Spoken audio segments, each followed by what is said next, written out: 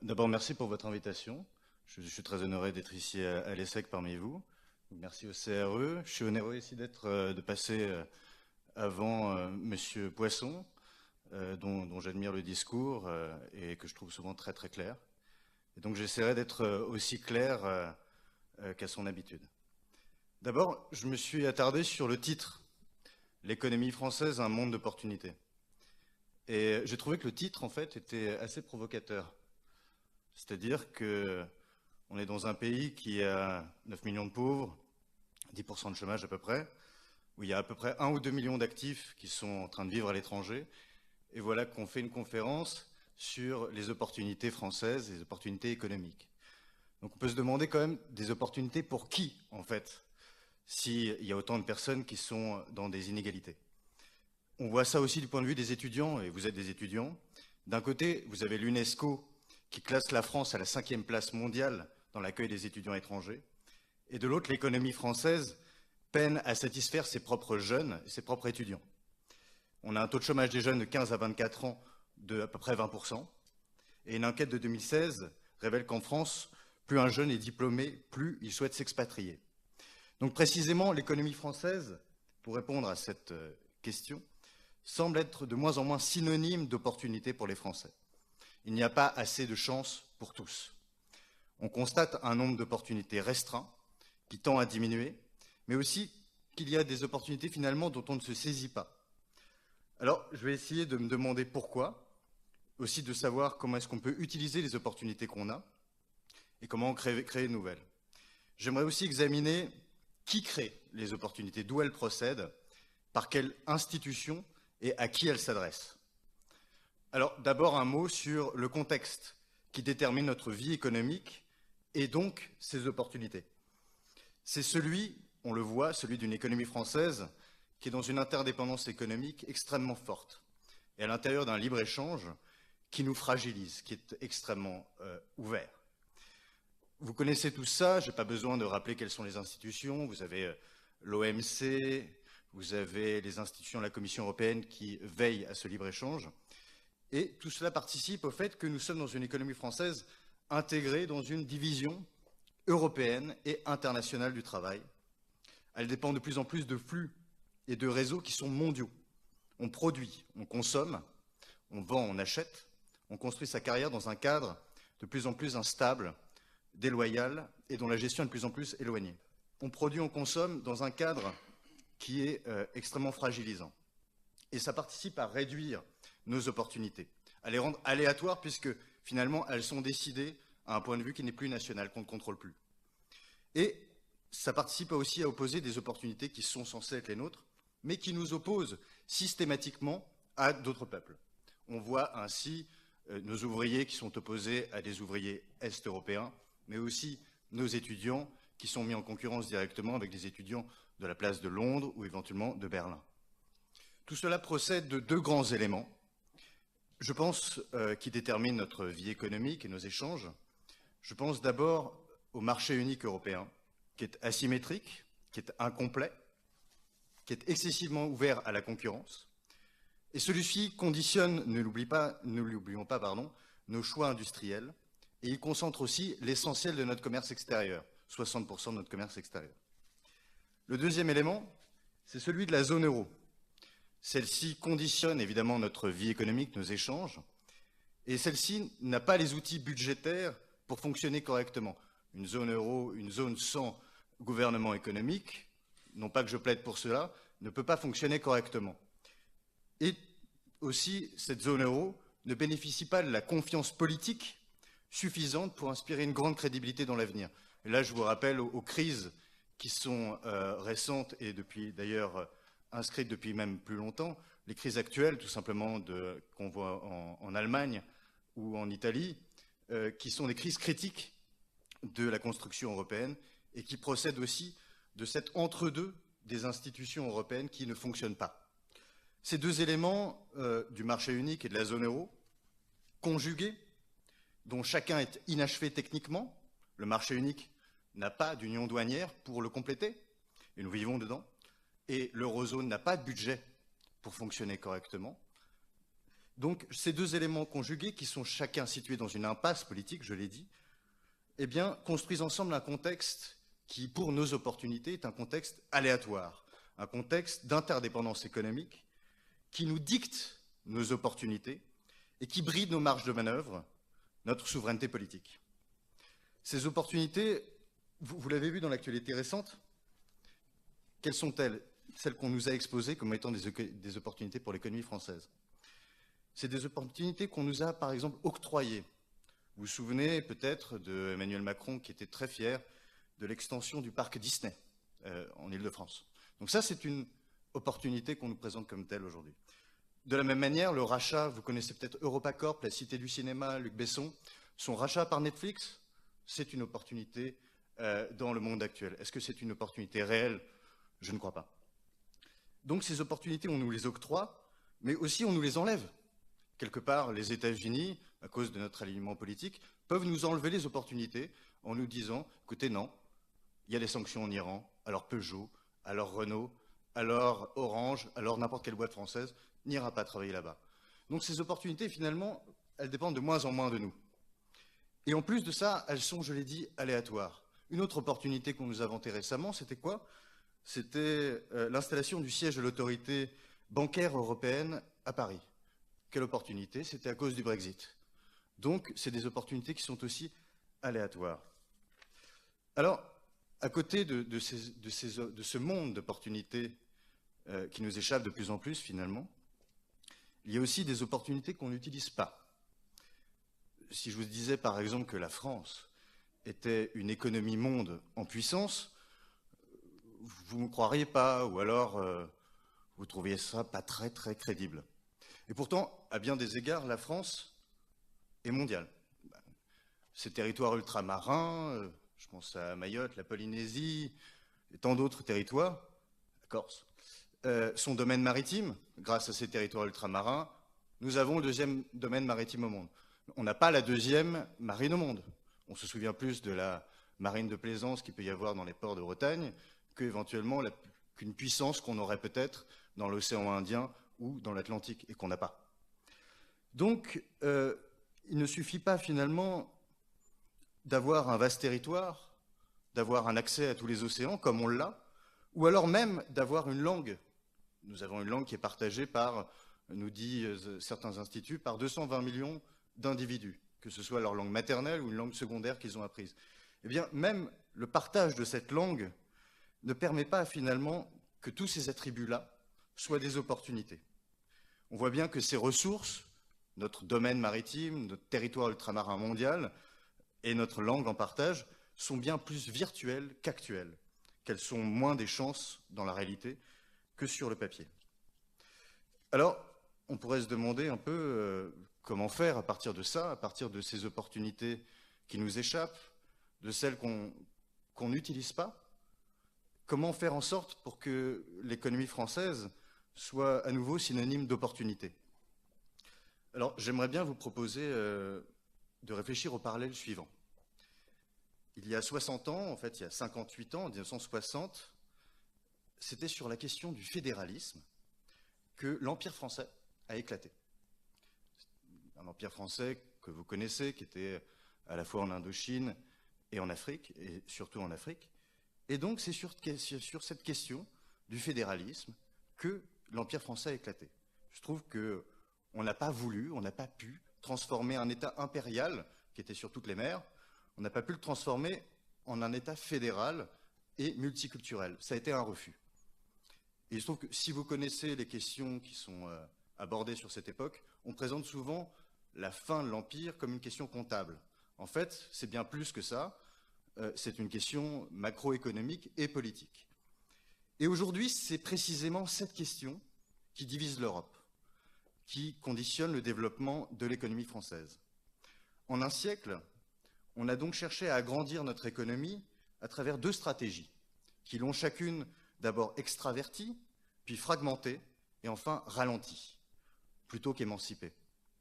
Celle du marché unique franco-africain dont je vous parlais, celui de l'Empire qui a cessé en 1960, et cette stratégie du marché unique européen qu'on connaît depuis les années 60.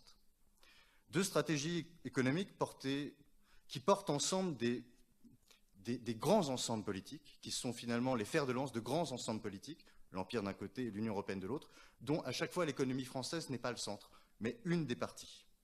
Et si on se souvient, c'est pour ça que je vous fais ce parallèle, si on se souvient des discussions et des débats qu'il pouvait y avoir à la fin de l'Empire, on entendait un grand nombre de producteurs français qui regrettaient en fait qu'il y ait une concurrence déloyale, déjà du point de vue des denrées alimentaires, avec ce qu'on appelait les colonies. Et de l'autre côté, les industriels se plaignaient aussi du retard que cette situation faisait prendre à la modernisation de leurs firmes. Donc, il semble que la stratégie d'un côté de l'autarcie impériale a échoué en Afrique, précisément là où celle de l'ouverture libérale trouve à présent ses limites en Europe.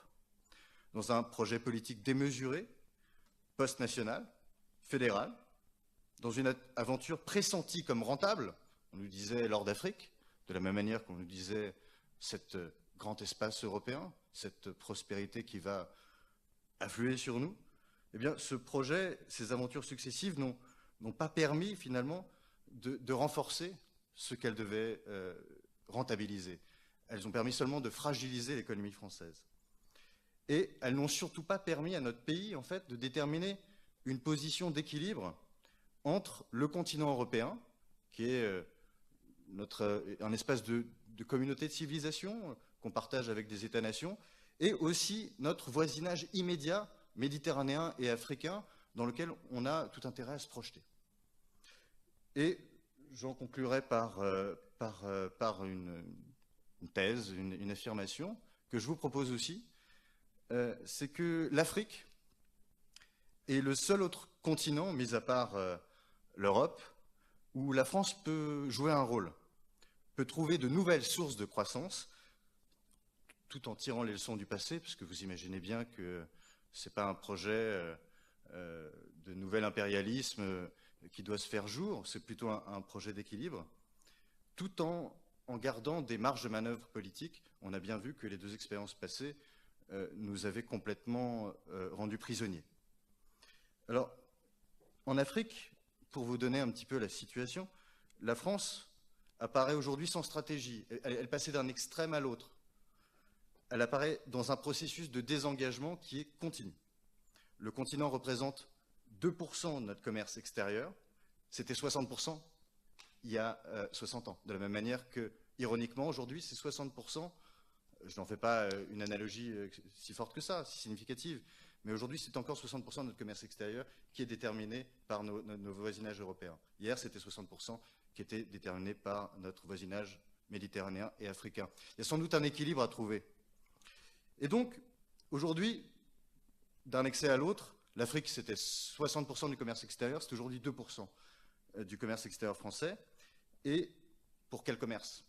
Pour constituer principalement une source d'approvisionnement, simplement, en hydrocarbures. La majorité des intérêts français sont désormais situés, en plus de ça, hors des pays francophones, donc avec ceux avec lesquels on a potentiellement un avantage comparatif à exploiter ensemble. Et en plus de ça, hors de la zone franc. La zone franc, cette zone qui est encore garantie par la France et qui rassemble 14 pays. 14 pays sont garantis de leur lien monétaire avec la zone euro, justement, donc qui dépendent de la zone euro. Et on n'utilise pas cette zone franc comme on pourrait le faire d'une autre manière. Ainsi, nos liens avec nos partenaires historiques n'ont jamais été aussi fragiles. Notre présence militaire, nos accords de coopération monétaire, comme je vous en ai parlé, la question du CFA, ils sont perçus, puisque la France y désinvestit, comme les vestiges d'un empire, finalement, qui n'aurait pas d'autre but que de maintenir une domination économique sur le continent. Alors, qu'est-ce que ça signifie? Ce désengagement progressif de la France en Afrique accrédite toutes les critiques qui sont formulées contre nous, contre la France, contre ce qu'elle représente, à la fois sur le continent et parmi les diasporas qui sont présentes en France. Il y en a beaucoup. Ce désengagement renforce cette inimitié à l'égard de la France et obstrue finalement une possibilité qu'on aurait. Elle la rend peut-être impossible. Et en même temps, elle renforce l'hégémonie d'autres puissances sur le continent africain, qui sont, vous les connaissez, l'hégémonie exponentielle de la Chine, la présence de l'Inde, des États-Unis, c'est-à-dire de partenaires qui n'ont d'autre intérêt en Afrique que la recherche de profit à court terme, quand bien même celui-ci conduirait à des risques majeurs. En effet, nous ne sommes pas situés à des dizaines de milliers de kilomètres d'une Afrique qui n'a certes pas les mêmes cultures, les mêmes civilisations que nous, mais qui nous inquiète et avec laquelle on est proche. Les défis qui nous attendent sont profonds. C'est pour ça qu'on a des perspectives aussi de croissance. À nos portes, on a d'un côté la démographie africaine, qui est conjuguée au mal-développement, à l'immigration de masse, à la marginalisation du continent dans les échanges, questionne évidemment notre sécurité collective, comme jamais auparavant. Cependant, cette nouvelle donne, qu'on voit grandir comme une menace, constitue aussi une nouvelle opportunité, et même une très grande, au fait, opportunité, pour participer à créer sur ce continent même les conditions nécessaires pour y garantir le progrès économique et une stabilité politique. Donc, je termine là-dessus. En 2050, on estime que sur 2 milliards d'Africains, 750 millions parleront le français. Très bien. Plus de la moitié vivront dans des villes. Ce ne seront pas forcément des paysans, exode rural. Il y aura une transformation nécessaire de l'Afrique. Aussi, plutôt que de regarder sans rien faire la bombe démographique africaine et attendre qu'elle explose, moi je pense qu'un nouveau départ avec l'Afrique est souhaitable, dans lequel la France n'est pas impériale, où les Africains ne sont pas des mendiants. Aussi, le sous-équipement de l'Afrique n'est pas notre intérêt, et notre opportunité aujourd'hui, si on veut recréer un monde d'opportunités, est donc d'investir dans son industrialisation. Je vous remercie.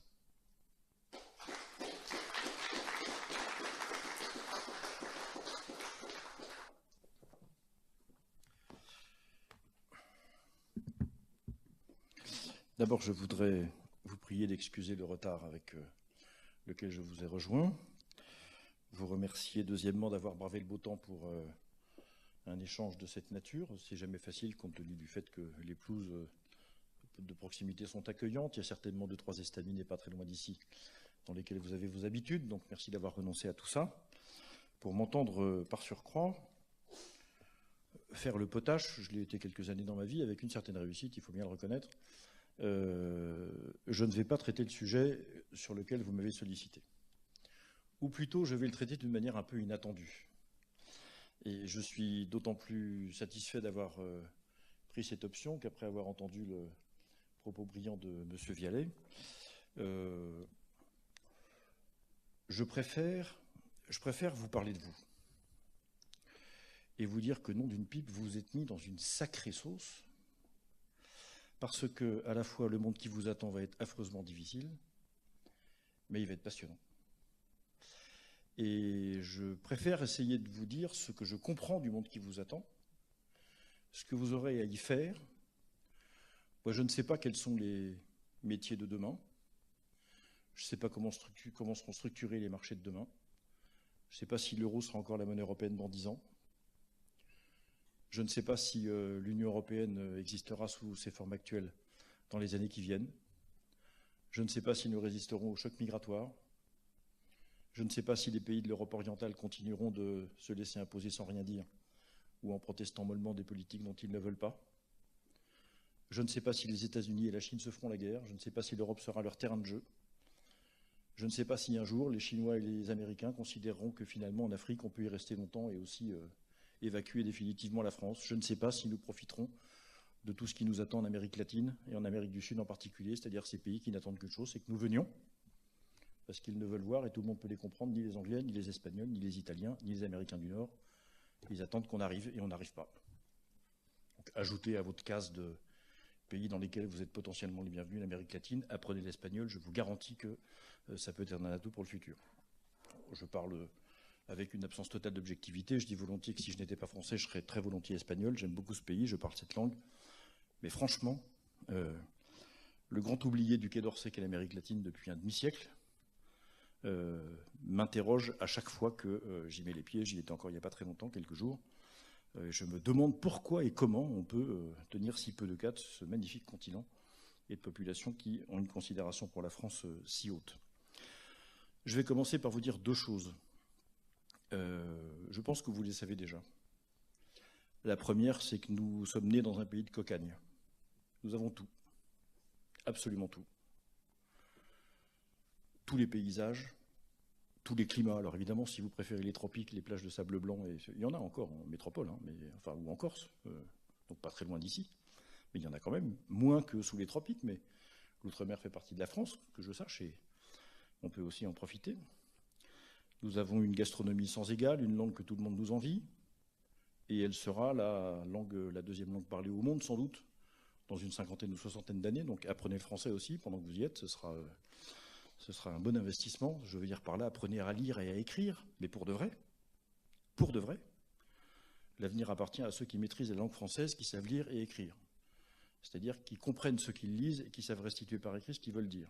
Et croyez-moi, même à la fin d'un certain nombre de cycles d'études supérieures, on peut avoir des surprises sur ce point en termes de maîtrise de la langue par des étudiants qui finissent, y compris dans des cycles d'études prestigieux. Je ne parle évidemment de personnes qui soient dans cette salle. Ce propos s'adresse à tous ceux qui nous regardent par les caméras interposées. La France est un des quelques pays au monde qui maîtrise tous les savoir-faire, sans exception. Y compris l'aérospatial, le nucléaire militaire et deux, trois autres. Le nucléaire militaire, vous savez qu'il a été interdit à un certain nombre de puissances depuis la Deuxième Guerre mondiale, pour un certain nombre de raisons objectives. Et regardez bien, enfin, nous savons absolument tout fabriquer. Nous savons tout cuisiner. Nous savons tout construire. Nous savons tout fabriquer. Même si un célèbre proverbe dit depuis quelque temps que Dieu a créé le monde et le reste est fabriqué en Chine. C'est pas tout à fait vrai. Il peut y avoir quelques inflexions qui permettent de le penser, mais en France, il reste quelques belles choses. Nous avons un mode de vie que le monde entier nous envie, en dépit des coups de boutoir portés à notre cohésion sociale depuis des années par des responsables politiques inconscients, et l'égoïsme individualiste aussi d'un certain nombre de nos compatriotes, il faut quand même le signaler. Mais globalement, à chaque fois que je reviens dans notre pays, et ça m'arrive évidemment, c'est une tautologie, à chaque fois que je vais à l'étranger, enfin jusqu'ici je suis toujours revenu, donc je me félicite à chaque fois d'atterrir dans nos aéroports, de revoir nos villes, de parler notre langue et de vivre à la française. Donc nous avons une chance extraordinaire. Cette chance n'est pas qu'une chance patrimoniale ou culturelle. Elle est aussi une chance économique à tous ceux qui acceptent cette idée qu'en se plaçant simplement dans la posture d'hériter de ce patrimoine et de vouloir le transmettre, alors on a une opportunité supplémentaire pour réussir sa vie. Je ne suis pas en train de vous dire comment gagner de l'argent, je ne suis pas sûr d'avoir bien réussi ça dans ma vie, ce n'est pas le choix que j'ai fait. On peut le faire, je n'ai pas de propos ni de jugement qualitatif à apporter là-dessus, c'est très bien de gagner de l'argent, tant mieux, et pourvu qu'on le fasse de manière honnête et utile, je n'ai pas d'objection. Je ne vous parle pas de ça. Je vous parle de la responsabilité qui sera la vôtre dans le monde de demain. Quelle est-elle, cette responsabilité ? Vous avez choisi des études qui vous porteront certainement, pour l'immense majorité d'entre vous, sauf exception, à exercer des responsabilités d'encadrement. Qu'est-ce que c'est qu'un cadre ? Qu'est-ce que c'est qu'un chef d'entreprise ? Qu'est-ce qu'on en attend ? Ah, bien sûr, la profitabilité de son centre de profit ou de son établissement ou de son entreprise, si c'est une entreprise ou quel que soit son statut juridique, oui, évidemment, c'est-à-dire de la performance. Mais on attend bien autre chose. Et je me permets de vous renvoyer ici à vos propres interrogations, vos propres questionnements et vos propres attentes sur le monde du travail tel que vous le voyez aujourd'hui et tel que de temps en temps, vous ne manquez pas de vous y projeter. Et je suis frappé de la vitesse à laquelle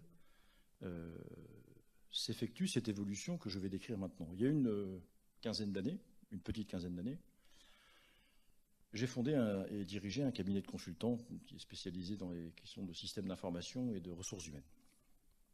J'ai recruté des jeunes qui étaient un peu plus âgés que vous, qui avaient fini leurs études déjà depuis 4-5 ans, qui avaient déjà un poste ou deux dans les pattes. Et déjà à cette époque, c'était 2004, donc c'était une quinzaine d'années à peu près, après que moi-même j'étais entré dans le monde du travail, j'ai commencé à sentir une évolution très nette des attentes de votre génération à l'égard du monde du travail, très différente des miennes. Lorsque j'ai signé mes tout premiers contrat de travail d'étudiant ou de job d'été. Mes parents m'ont donné le conseil utile qu'à l'époque, tous les parents donnaient à leurs enfants qui rentraient dans le monde du travail, c'est-à-dire tu te tais, tu fais ce qu'on te demande de faire, tu passes au moins 2 ans pour un peu avoir un pied de CV qui soit à peu près présentable, et puis une fois que tu auras passé 2 ans, tu pourras commencer à aller chercher ailleurs. Donc tu acceptes, grosso modo tu la fermes, pardon d'être trivial, et puis tu verras bien les choses telles qu'elles se déroulent. Autrement dit, reproduis mon fils ou ma fille le schéma que j'ai connu moi-même, c'est-à-dire travaille jusqu'à t'en mettre la tête à l'envers, le dos de travers avec des scolioses ou le mal de dos qui était, paraît-il, le mal du siècle. Je pense que c'est le mal de l'esprit, moi, le mal du siècle qui vient, mais c'est autre chose. Mais accepte ces conditions qu'on t'offre, parce que de toute façon, la vie est dure, et si tu ne fais pas la preuve d'avoir été obéissant et capable dans les premières périodes de ta vie, pendant toute ta carrière professionnelle, tu courras après cette première réussite. On ne peut pas dire que 25 ans plus tard, ça c'était, c'est ça, une petite trentaine d'années, on ne peut pas dire que l'attitude de la génération dans laquelle vous êtes soit exactement la même. Plus exactement, ma génération qui a accepté, bêtement d'ailleurs, on aurait dû protester, mais ce n'était pas la culture, d'avoir assez peu d'informations sur le sens du travail qu'on fait, assez peu de considération de la part de ses chefs de service ou de ses managers.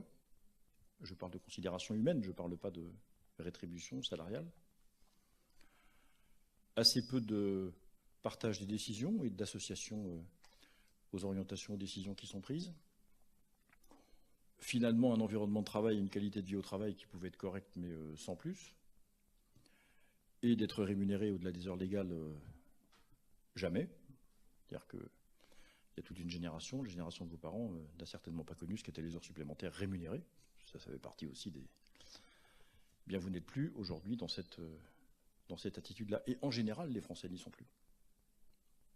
Et ce que je vois, ce que je passe mon temps à dire aux directeurs de ressources humaines que je rencontre désormais, je le fais comme parlementaire, je le fais également aujourd'hui comme consultant, je leur dis, vous savez, si vous ne faites pas un effort sur la qualité de vie au travail visible, réelle, pas le discours, pas le site internet ou les prospectus qu'on vous remet dans les grands forums de recrutement des grands groupes, non, réel. Si vous n'y faites pas attention, si vous n'avez pas une stratégie de qualité de vie au travail et de santé au travail, si vous ne rassurez pas les jeunes générations sur le fait qu'ils vont pouvoir aussi déployer leur talent, même si ça paraît un peu baroque, pour l'organisation. Si vous ne les rassurez pas sur le fait que leurs managers seront, bien sûr, des gens qui exercent une autorité, c'est bien légitime. Ou plutôt un pouvoir, c'est bien légitime. Mais le pouvoir et l'autorité. C'est-à-dire qu'ils seront reconnus, pas seulement parce qu'ils sont les chefs dans l'organigramme, mais également parce qu'ils sont capables d'apporter les choses en plus aux personnes avec lesquelles ils travaillent. De la considération, de l'intérêt pour autre chose que le boulot. Un peu d'échange qui dépasse le cadre simplement professionnel. Et ne croyez pas que c'est simplement en organisant des parties de baby-foot ou des tournois de football entre cadres que vous en sortirez, ça ne suffira pas. Je dis ça parce qu'il y a des tas de boîtes américaines qui vendent le bien vivre à l'américaine avec une cafétéria, des plantes vertes, une zen room, des trucs très bien, c'est parfait. Rien contre ça, rien vraiment. Mais je ne suis pas sûr qu'on soit au fond des choses. Votre génération, et en particulier vous, qui avez choisi d'exercer des responsabilités plus tard dans le monde économique et dans les organisations, vous porterez une partie de cette responsabilité. Et vous ne réussirez à l'exercer correctement que si d'abord vous y êtes préparé, que si deuxièmement vous êtes conscient du fait que les personnes à qui vous vous adresserez ont besoin de reconnaissance humaine avant tout. Avant tout. J'invente rien, hein. C'est vieux comme le monde. Mais peut-être que la dictature de la performance économique nous a fait perdre de vue un certain nombre d'évidences sur le plan du management des équipes et de la nature même de la performance. Vous y réussirez si vous avez regardé d'un peu près comment les exigences éthiques se déclinent dans le monde professionnel, comment dans le métier que vous choisissez, elles s'incarnent, ce que sont les besoins d'une personne humaine dans le monde du travail, ce pas exactement les mêmes que dans d'autres circonstances, ce qu'est un système de relations sociales dans une organisation, à quoi sert un syndicat, qui n'est pas simplement qu'à emmerder le monde, si je peux me permettre ce raccourci un peu trivial. Pourquoi faut-il que quelqu'un s'occupe des relations sociales et des relations humaines dans une organisation, etc.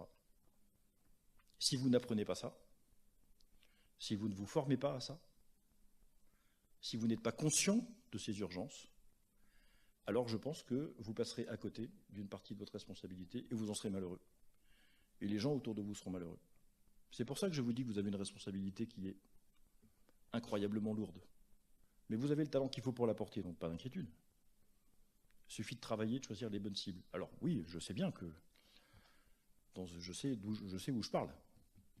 Je connais les racines de cette école, je sais quelle est sa tradition humaine et sociale, tout ça je ne l'ignore pas. Mais je sais aussi que même ici, il peut y avoir de temps en temps un certain nombre de choses qu'il faut approfondir parce que tout ce que je viens de vous dire là, en réalité, n'est pas toujours précisément inclus dans vos programmes de formation. Quant à imaginer que vous puissiez le rencontrer dans les stages que vous faites en fin d'année ou d'application ou des années de césure, je n'ose même pas y penser. Il faudra peut-être que vous développiez tout ça par vous-même, que vous croisiez quelques-uns des gros mots de la formation universitaire française, que vous fassiez un peu de philosophie, un peu de littérature, que vous lisiez un peu de poésie, que vous écoutiez un peu de musique. Ça forme des managers tout autant que les techniques de gestion. Je vous le dis d'autant plus librement que moi je suis dans ce monde darwinien complètement fou, j'aurais jamais dû survivre. Moi je fais partie d'une espèce, par définition presque inadaptable dans un monde de la performance. Je suis philosophe, j'ai fait un bac littéraire, j'ai été un décrocheur scolaire extrêmement performant et pendant assez longtemps. Je viens d'un milieu social qui était extrêmement moyen.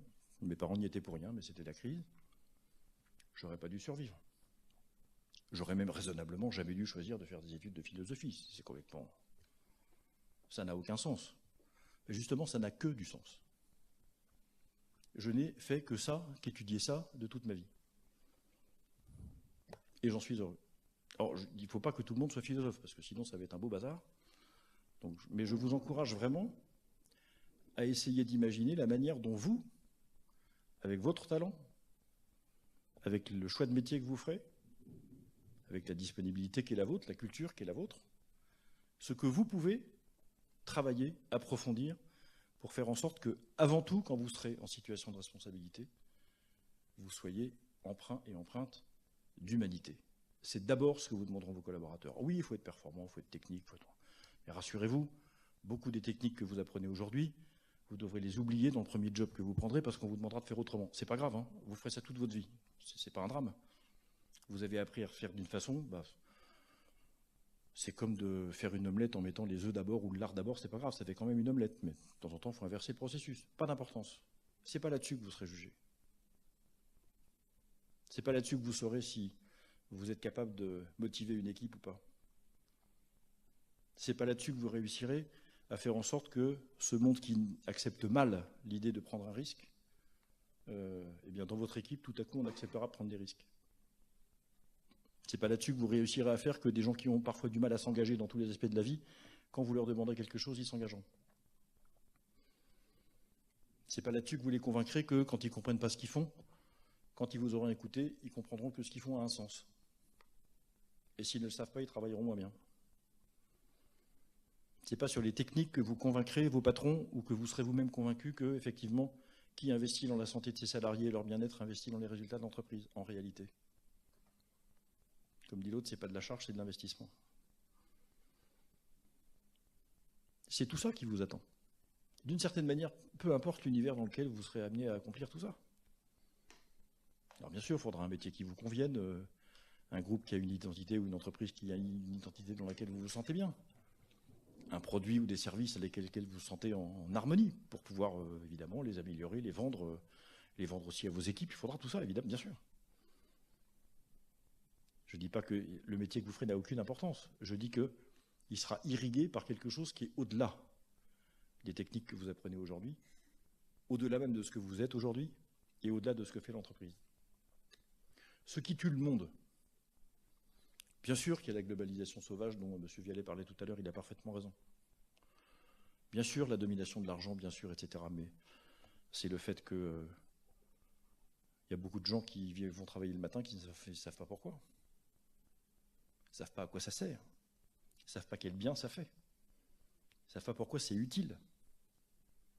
Et c'est utile. Et vous comprenez bien que si vous n'êtes pas préparé à aborder la présentation des objectifs que vous serez en charge d'accomplir, autrement que sous le rapport du résultat quantitatif, ben on vous écoutera et on adhérera à ce que vous dites à hauteur de la qualité de ce que vous présentez, c'est-à-dire à hauteur des résultats quantitatifs. Et on aura des systèmes de management qui sont, comme beaucoup d'entreprises aujourd'hui, des tableaux de bord, des tableaux de bord, des tableaux de bord et encore des tableaux de bord. Ce que j'appelle parfois la dictature du tableau de bord, ce qui fait que beaucoup de jeunes de votre génération, après 3 ans, 4 ans passés dans un groupe, s'en vont. Ils s'en vont, parce qu'ils ne supportent plus. Et je comprends qu'ils ne supportent plus, je n'aurais pas supporté moi non plus. Il y en a qui restent en le subissant parce qu'ils trouvent d'autres compensations. Chacun ses choix de vie, je n'ai pas d'appréciation particulière à porter là-dessus. Je pense que ça ne rend pas heureux. C'est ça le sujet. Donc des opportunités, vous en aurez plein. Vous ne saurez même plus où les mettre. Je ne sais pas, quelle est la proportion de métiers qu'on connaît aujourd'hui qui seront encore là dans 10 ans, c'est quoi? 15%, 20%? C'est ça? Allez, mettons 25% même. 3 métiers sur 4 qui seront pratiqués dans 10-15 ans ne sont pas connus aujourd'hui. Vous en aurez des tas d'opportunités. Vous êtes suffisamment formé, suffisamment talentueux, vous serez suffisamment épaulé dans votre vie avec suffisamment de réseau pour même inventer un truc auquel personne n'a pensé, et puis vous le porterez. Ne vous inquiétez pas de ça. Inquiétez-vous plutôt de la manière dont vous pouvez être utile à vos contemporains, même dans un monde économique, même dans une entreprise lucrative, même en gagnant très correctement votre vie, et même mieux que ça. Interrogez-vous sur l'utilité de ce que vous ferez. Et préparez-vous à dire ça. Et ne vous inquiétez pas, ça suivra. Il y a des tas de choses à faire dans le management de la connaissance, dans les services aux personnes, dans des tas d'idées à inventer. La numérisation, c'est comme la langue d'Ésope. Les couteaux de cuisine ou les centrales nucléaires, c'est ni bon ni mauvais en soi, ça dépend de l'usage qu'on en fait. Et vous verrez plein de choses à faire. Ne soyez pas inquiets de ça. Investissez dans la voie que vous allez trouver et la façon dont personnellement vous l'incarnerez et la part d'humanité que vous ajouterez à ce que vous faites. Et là, vous inquiétez pas, il y aura des gens derrière vous. Il y a des gens qui achèteront ce que vous vendrez. Précisément parce que ça n'a pas de prix. C'est paradoxal, mais c'est comme ça. Ce qui n'a pas de prix se vend très cher. Et c'est ce qui manque. Alors bien sûr, vous pouvez faire d'autres choix. Des activités plus traditionnelles, certaines même qui sont, en apparence en tout cas, un peu déshumanisées ou un peu sèches. Mais même dans ce contexte-là, un jour vous serez interrogé par vous-même sur, encore une fois, la part d'humanité que vous avez mise dans la façon dont vous exercez votre métier. Et regardez les managers qui réussissent. Ceux qui réussissent pour de vrai sont ceux qui arrivent justement à humaniser au-delà de ce qu'on leur réclame, la façon dont ils dirigent. Alors je vous le redis, c'est dans cette France qui présente un patrimoine absolument remarquable, dont il n'y a, à mon sens, pas d'équivalent.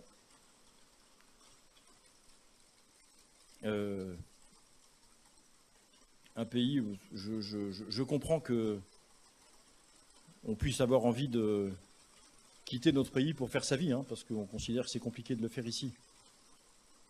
Je le regrette à chaque fois parce que c'est tellement étonnant de vivre ici dans notre pays que ce sont des pertes, toutes ces personnes qui nous quittent, toutes ces personnes qui, même temporairement, font le choix d'aller vivre ailleurs, malheureusement pour nous. Mais je vous le redis, dans la responsabilité qui est la vôtre, il y a cette nécessité de travailler à la considération d'autrui, sous toutes les formes que j'ai dites. Et puis, je vous invite aussi à réfléchir à la nécessité de travailler à l'enracinement. Ce qui me frappe dans le monde d'aujourd'hui, c'est que le monde dans lequel nous vivons est un monde déraciné. Ou plutôt, on croit qu'on est d'autant plus mobile, d'autant plus flexible, d'autant plus adaptable au marché du travail que on se coupe de ses racines au fond et qu'on devient compatible avec tout. C'est comme si on nous demandait d'être une espèce de caméléon qui est à l'aise dans tous les environnements, qui ne fait pas de différence, qui se fond dans quelque chose de... Enfin, on nous demandait d'être sans aspérité.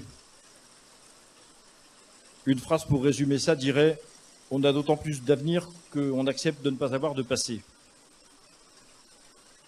On est d'autant plus à l'aise avec les environnements différents qu'on accepte de renoncer à sa propre culture. Je ne crois pas que ça soit vrai. Et je crois au contraire que les organisations qui réussissent sont celles qui savent ce qu'elles sont, qui connaissent leur histoire, qui connaissent leur système de valeurs, qui l'entretiennent, et qui, quoi qu'il arrive, le maintiennent.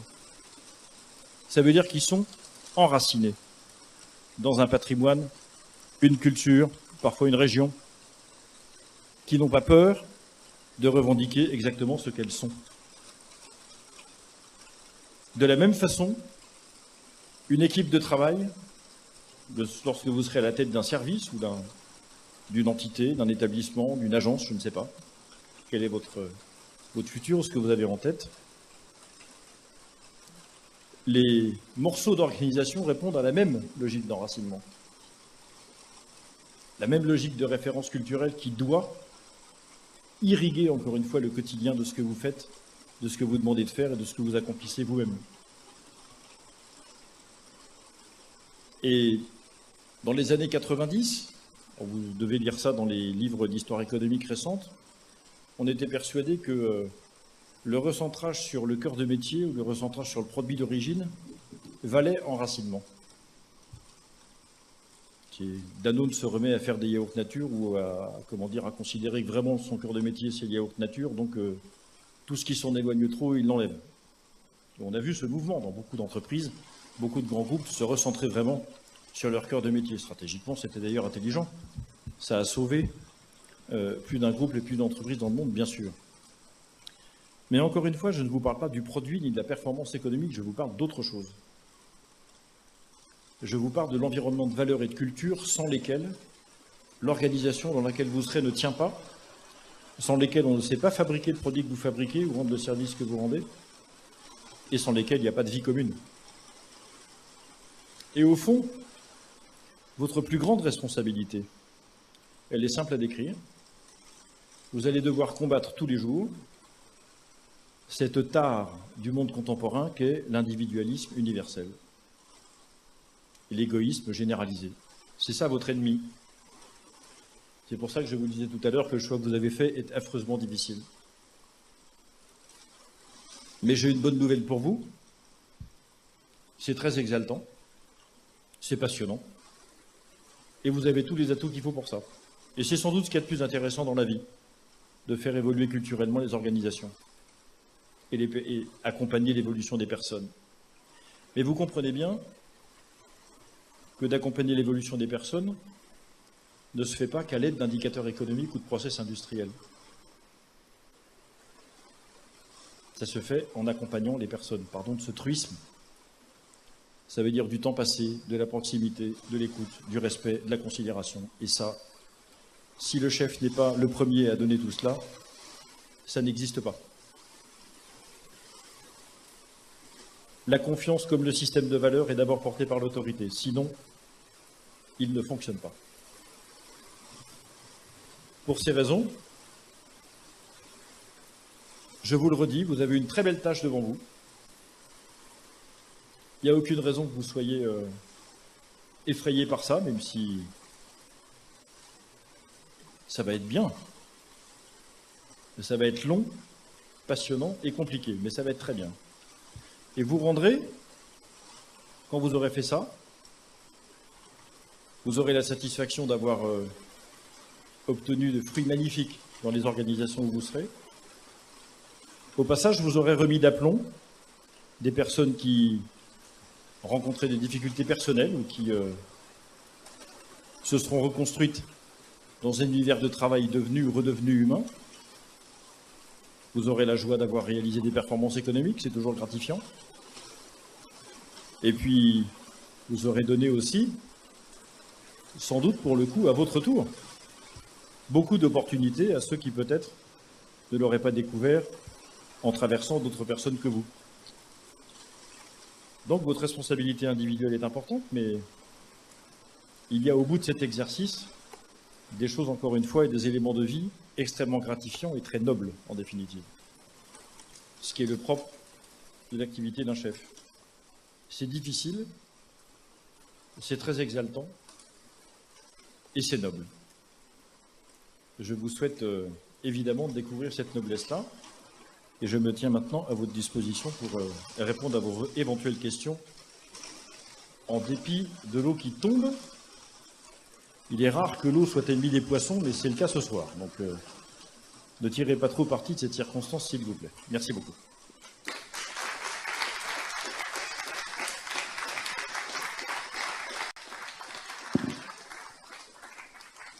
Comment peut-on donner la priorité à l'humanisme au travail face à un impératif comme celui de millions de gens qui justement n'en trouvent pas? Est-ce que la logique de l'efficacité économique face à ce drame tant économique que social et humain du chômage, ne doit-on pas prioriser la logique froide et peut-être déshumanisée de l'économie? Merci.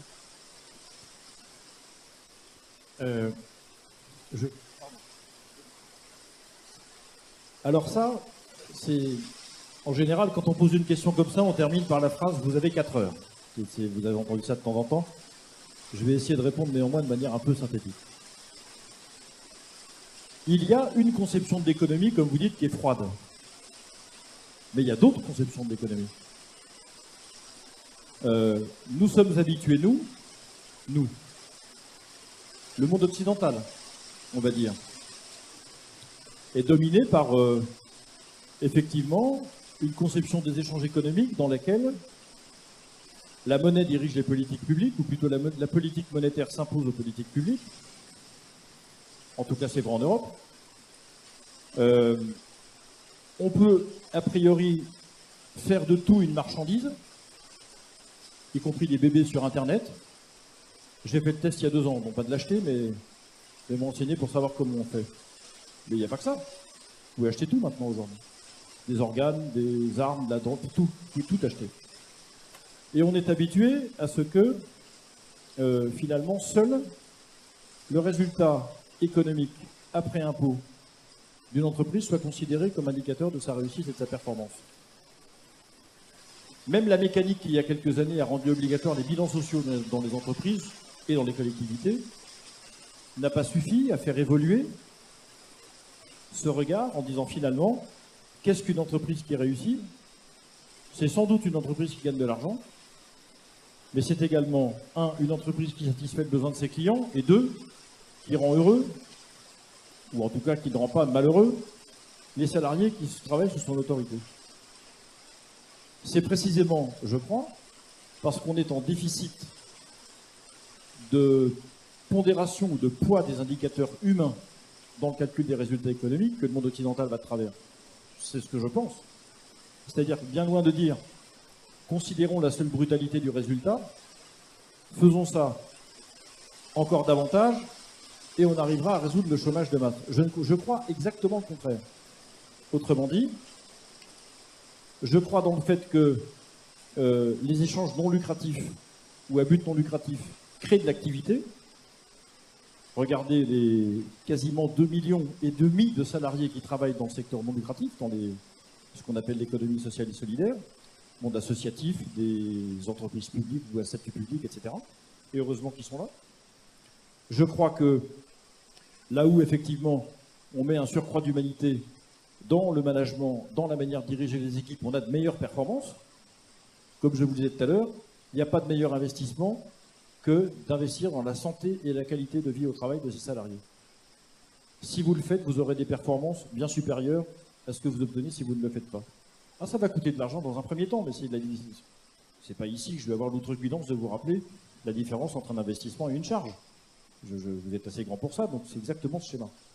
Oui, bien sûr, mais ça peut être une modification légale ou comptable, en tout cas, à inventer. On devrait peut-être réfléchir à considérer toutes les dépenses de santé, même les plus petites, comme des investissements amortissables sur la durée, non pas comme des charges. C'est ça qui fait peur aussi aux chefs d'entreprise, et je peux les comprendre. Donc ce que je crois, c'est que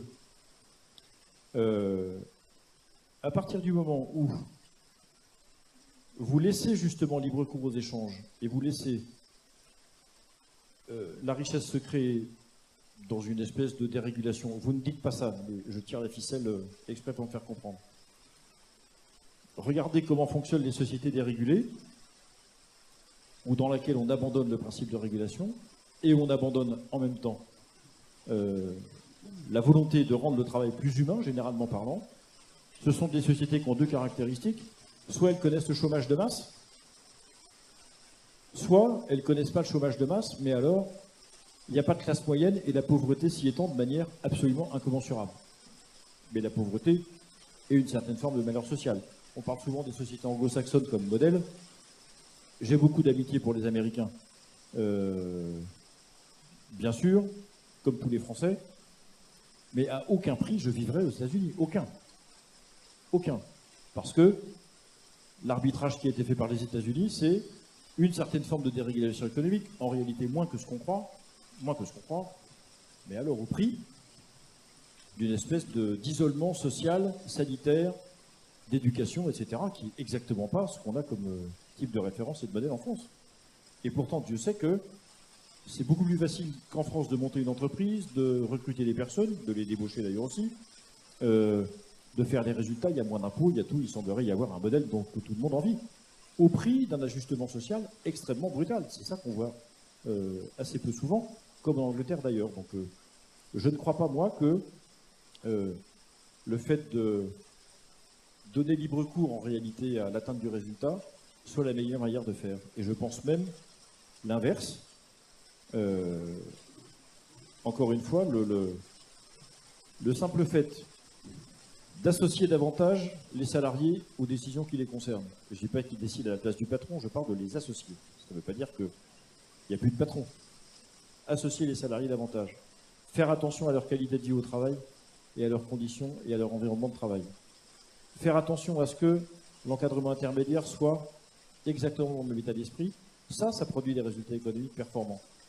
Ça ne coûte pas beaucoup d'argent en fait, mais je crois au contraire que c'est comme ça qu'on maintient une entreprise. Ensuite, la question du chômage de masse, elle est pas liée au coût du travail.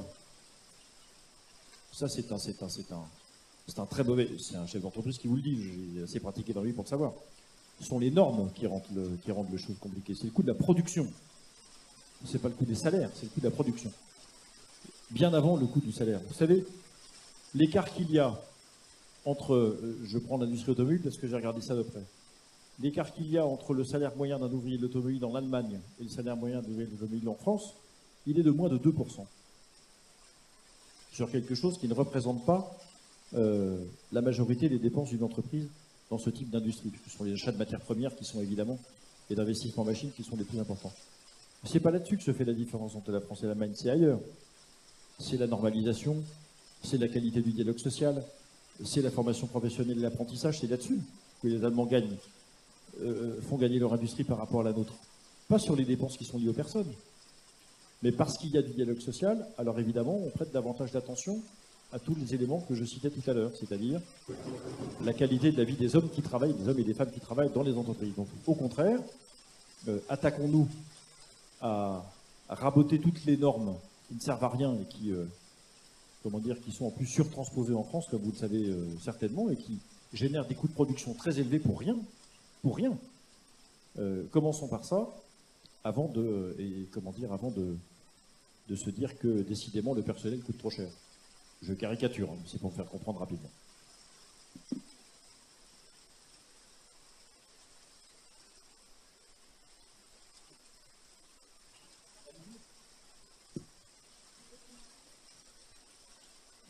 Bonsoir. Moi, j'aurais une question par rapport à un effet qui est assez générationnel. Je pense qu'on voit maintenant avec l'apparition des écrans qui sont omniprésents dans le monde du travail. Moi, j'évolue, je vois même dans le monde de la recherche des gens en fait qui passent, je vais dire, au moins un quart de leur temps à envoyer des textos ou regarder les actualités sur l'ordinateur ou autre. Donc face à ça, je pense quand même que les gens ont quand même une sensation de bonheur puisqu'ils prennent du temps libre au travail, etc. Mais par rapport à la productivité, il y a forcément un coût. Donc comment vous abordez cette question-là, s'il vous plaît? C'est affreusement compliqué, ça. Attention à vous. C'est affreusement compliqué parce que l'évolution du droit du travail français depuis, on va dire, un quart de siècle à peu près, un peu plus, elle va dans une espèce de double sens, très contradictoire. D'un côté, on ne cesse de donner davantage de droits à ce qu'on appelle le collectif de travail. Si vous regardez l'histoire du droit social en France, les lois Auroux, 1982, c'est la grande loi du travail du quinquennat, du premier septennat, de François Mitterrand, renforce le droit d'expression des salariés dans l'entreprise, renforce les pouvoirs des comités d'hygiène et de sécurité et des conditions de travail, élargissent les prérogatives des comités d'entreprise, renforce les procédures pour le licenciement collectif, accroissent les pouvoirs de négociation des syndicats, etc., etc., etc. Cette évolution se poursuit jusqu'à aujourd'hui, avec la vraie rupture, ce qui motive mon opposition à cette loi, que constitue la déstructuration des branches par les ordonnances loi travail de Mme Pénicaud et du président Macron. Et jusque-là, on peut dire que ça allait dans un sens. Et exactement de manière parallèle, on a cessé de donner davantage de droits à l'individu dans l'organisation. J'en veux deux preuves, des jurisprudences qui sont célèbres, et vous avez peut-être eu à les étudier ça ou là. Un, le droit à la protection des données personnelles sur son ordinateur de travail dans l'entreprise. C'est qu'on n'a pas le droit d'aller, votre patron n'a pas le droit d'aller regarder dans votre ordinateur ce que vous y mettez, même si vous y faites des choses qui ne sont pas prévues dans votre fiche de poste. Vous parliez des informations tout à l'heure, ça va encore à peu près. Il y a pire, hein. Des jeux vidéo, des films à caractère, on dit ça pour adultes dans les gazettes qui parlent correctement. Enfin, vous pouvez descendre assez loin jusqu'à la consultation du dark web, du trafic, etc. Enfin, des chefs d'entreprise voient absolument tout. Je vous parle de situations que je connais, que j'ai rencontrées. Ça, vous ne pouvez pas vous servir des données sur ordinateur, sauf exception. Dans une procédure prud'homale, par exemple, vous ne pouvez pas en faire un motif de sanction. Alors que clairement, ce genre d'activité n'est pas connecté en rien avec la fiche de poste et le salaire que vous versez à votre employé. Le deuxième élément, c'est ce qui est apparu il y a quelque temps, qu'on a appelé le droit à la déconnexion. Vous avez entendu ça? C'est-à-dire le droit pour un salarié de ne pas être ennuyé par son patron quand il est en vacances, le week-end ou après les heures de travail. C'est délirant qu'on en soit arrivé à ça quand on y pense. Parce que très clairement, si vous êtes sollicité en dehors de vos heures de travail, c'est un abus de droit. Vous n'avez pas le droit de déranger un salarié quand il est en dehors des heures, surtout si, comme c'est obligatoire, son contrat de travail ou le règlement intérieur, ou les deux, prévoient une durée hebdomadaire de travail, voire quotidienne, avec des horaires de référence, parce que ça ne peut pas fonctionner autrement. Bon. Mais vous voyez bien qu'on cherche, avec le télétravail, troisième élément, à dire, bah tiens, alors qu'on renforce le collectif parce qu'on sent que ça se fragilise, on permet à des gens de travailler depuis chez eux 1 jour, 2 jours, 3 jours par semaine parce que c'est plus facile, ça prend moins de temps pour aller bosser, etc. C'est très parfait. Je suis francilien, moi j'habite Rambouillet, donc les grèves, les trains qui ne roulent pas, etc., ça on connaît par cœur. Si on peut s'économiser 1h15 ou 1h20 de transport, aller le matin, retour le soir, 2 fois par semaine, tant mieux, c'est toujours ça de prix. Mais vous voyez bien comment quand d'un côté on renforce le collectif de travail, d'un autre côté, on fait émerger aussi de plus en plus des droits individuels. Et donc là, se pose le problème de cette évolution qui est, je pense, néfaste pour les entreprises parce qu'elle n'est pas traitée comme il faut. Je veux dire par là, il doit y avoir un moyen certainement de maintenir un lien entre le collectif de travail et la personne qui est en télétravail chez elle, même longtemps. À aucun moment dans les réflexions sur les mises en place du télétravail, on ne s'interroge sur ce lien. Les syndicats interpellent pourtant en disant « mais comment je fais pour défendre quelqu'un que je ne vois jamais, que je ne connais pas, enfin, ça pose des questions tout ça, si. Bon. Et donc on est dans ce contexte-là. En plus d'une génération qui est la vôtre, qui est née avec un téléphone portable à côté du biberon, ou pas loin. Moi, j'ai été parmi les premiers à avoir un poste informatique, un ordinateur, ça s'appelait un micro-ordinateur à l'époque, ça n'existe plus ce langage. C'est-à-dire un poste de travail personnel. Sur mon bureau, je travaillais dans une société financière, il y a 25 ans de ça, au service organisation, puis ressources humaines. J'avais donc, moi, un poste de travail unique sur mon bureau. Mais il y avait deux services de tout le siège à les avoir, c'était nous, et le service de la direction informatique, bien entendu. Les autres, ils le partageaient, les postes de travail qui étaient... c'est impensable aujourd'hui. Ça n'existe pas dans un siège d'une entreprise tertiaire. Vous avez plus d'un poste de travail en moyenne par personne, eu égard au nombre de salariés. Vous êtes né avec des outils informatiques qui sont connectés à un réseau qui n'est pas physique, donc vous pouvez transporter partout. L'ordinateur dont je disposais quand j'étais ce jeune salarié du CGI, pour ne pas la nommer, évidemment, je ne pouvais pas l'emporter chez moi. Le portable, c'est après. C'est pas... Cette mutation-là, elle rend les gens indépendants du système d'information de l'entreprise qui les emploie. Et donc, ils en font ce qu'ils veulent. Et par ailleurs, dernier élément, donc c'est cette mutation technologique qui complique l'exercice. Donc, il n'y a pas de contrôle possible, en réalité, ou si peu que pas, sur ces outils-là, pendant qu'ils fonctionnent. Et enfin, une des très grandes difficultés des directeurs de ressources humaines consiste à faire face à cette évolution qui est aussi très marquée, hein, et qui consiste à faire dire à un certain nombre de jeunes « Excusez-moi, c'est ma faute, ça ne se reproduira pas. » Je vais lui couper la chic une fois pour toutes, comme ça, voilà. Pardon.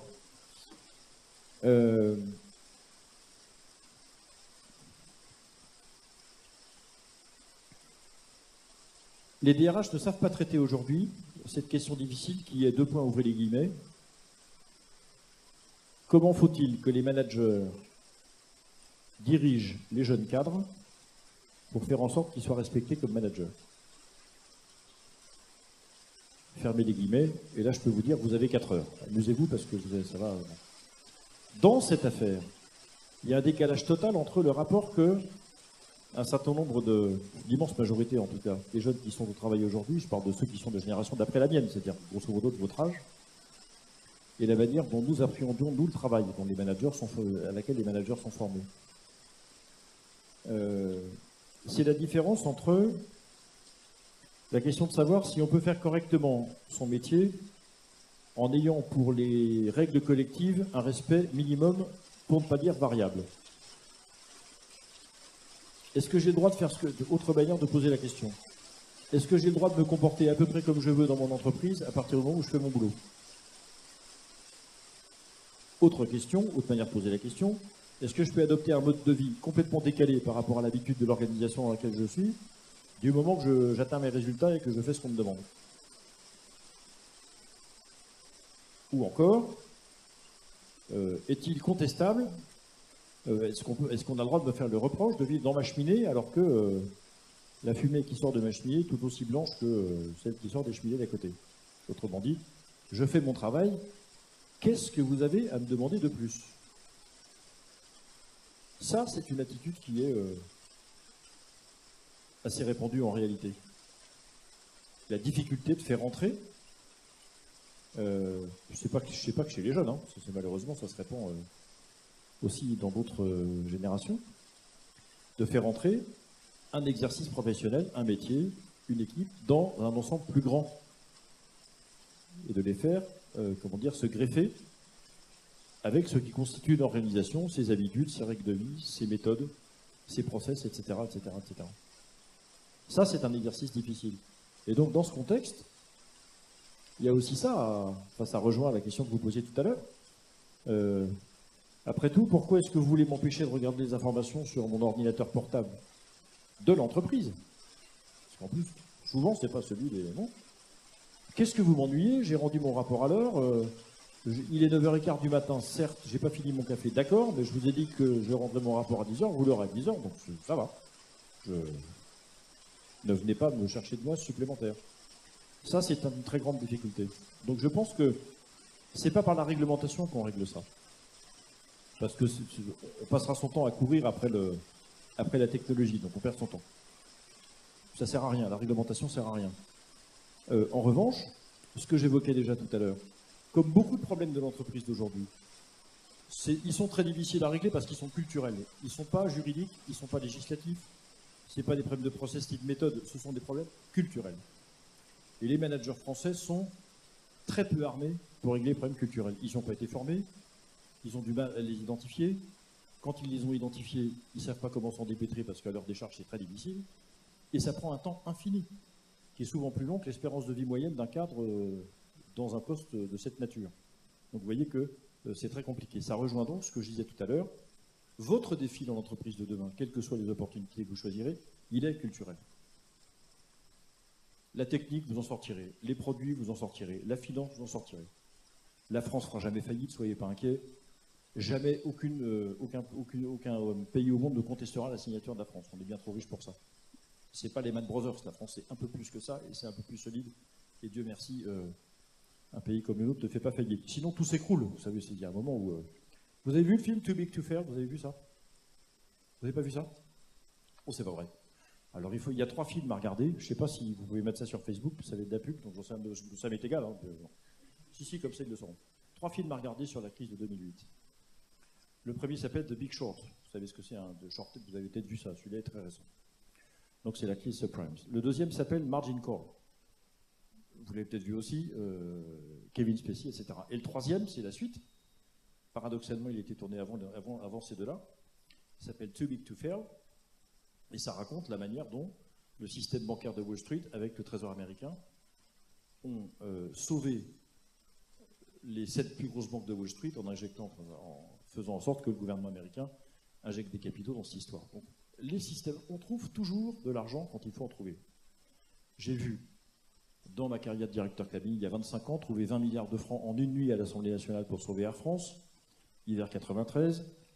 J'ai participé à la navette parlementaire début 2009. On a trouvé 15 milliards d'euros cette fois-ci pour sauver l'aéronautique, l'automobile, les banques françaises en 15 jours, navette comprise, au début 2009, parce que tout le monde avait peur de perdre le contenu de ses comptes en banque, parce qu'on était là quand même, hein, si vous vous en souvenez. Donc on sait trouver de l'argent. Vous n'aurez jamais de problème d'argent. Vous aurez des problèmes de culture. Et le problème que vous soulevez là est un problème culturel. Il dépend donc du degré de conscience qu'on a d'appartenir à une organisation de travail qui nous dépasse. Mais pour avoir le sentiment d'appartenir à une organisation qui vous dépasse, il faut qu'elle vous nourrisse de choses qui vous dépassent, ou dans laquelle vous avez envie de contribuer. Si on vous nourrit que de tableaux de bord et si on vous donne que des procédures, vous regardez les informations à 9h15. Voilà. 9h30 aussi, parce que c'est tout le temps, de toute façon.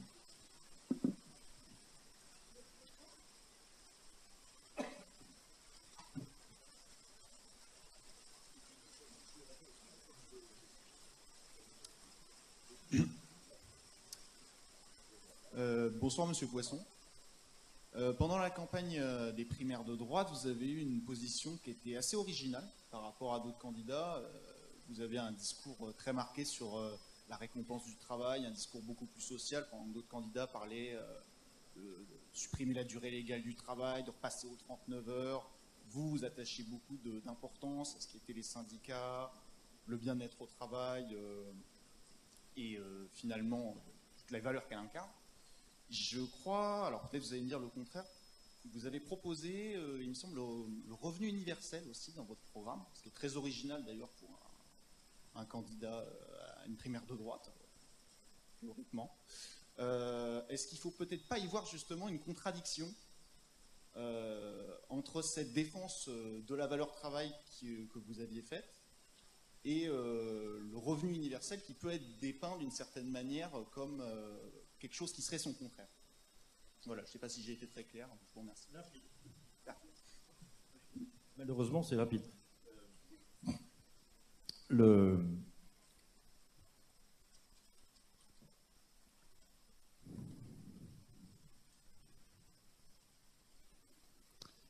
revenu universel est une idée très ancienne. Elle a été inventée par un des père fondateur américain, sans doute parmi les plus libéraux de tous, s'appelait Thomas Paine. La première fois qu'il a formulé cette idée, on est dans les années 1790, je crois que c'est 1794. Vous pourrez vérifier ça facilement, Thomas Paine. Avec une intention qui a été reprise par tous ceux qui, d'une manière ou d'une autre, ont travaillé sur ce sujet. Et la caractéristique de cette idée, c'est qu'elle est à la fois complètement transversale. Un certain nombre de libertariens américains sont pour, l'extrême gauche française est pour, et vous m'accordez que quand vous avez une idée qui est partagée par les monétaristes américains, les libertariens américains et l'extrême gauche française, ça fait un éventail quand même assez large. C'est difficile de faire plus large que ça. La gauche socialiste, on va dire collectiviste, et c'est pas lui faire offense, de Benoît Hamon, je le sais parce que j'en ai parlé 25 fois avec lui, on joue au rugby ensemble et on est des voisins de circonscription. Donc je peux vous dire que c'est exactement ça.